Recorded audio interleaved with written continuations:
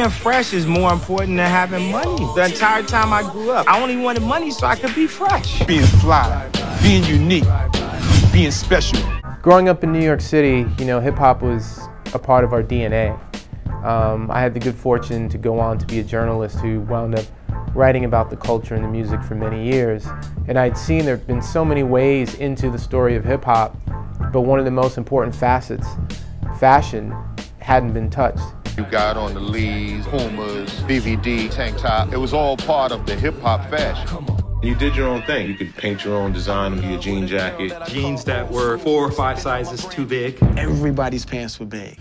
And so I realized that if I could use fashion as a springboard to get people to understand where hip-hop came from, the significance of certain things, I could also use the flavor and the color of hip-hop to tell a bigger story about some of the bigger things that I want people to understand. I'm more interested in why people wear as opposed to what they wear. I think what you wear is a personal choice, but in the world of hip-hop, what we wore was a reflection and a reaction to our environment. With the explosion of hip-hop music, now we're seeing clothes that made you proud of your ethnicity. From the ghetto, for the street. Cross Colors went from $0 to $100 million. It was the embodiment of swagger. The success birthed a series of other entrepreneurs that decided we want to create our own brands too. It was on fire. Whoever had an apparel company got to win. We have folks who are familiar with hip-hop and are familiar with the people who create hip-hop,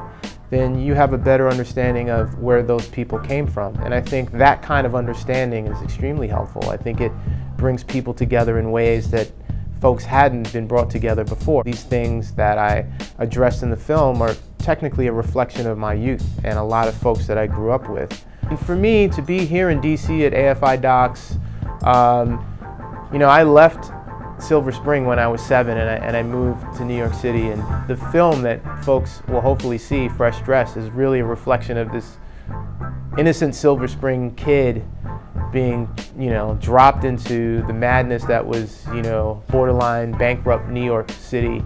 You know, last night my film screened at a theater in Silver Spring. That was a theater where I saw my first films. You know, I saw King Kong there, you know, with my dad. To be back here and have the platform and the respect and the opportunity to communicate with so many people and to share my ideas with so many people, for me, is just amazing. You feel free, then you're gonna dress like you're free. And that's what freedom is, to be yourself.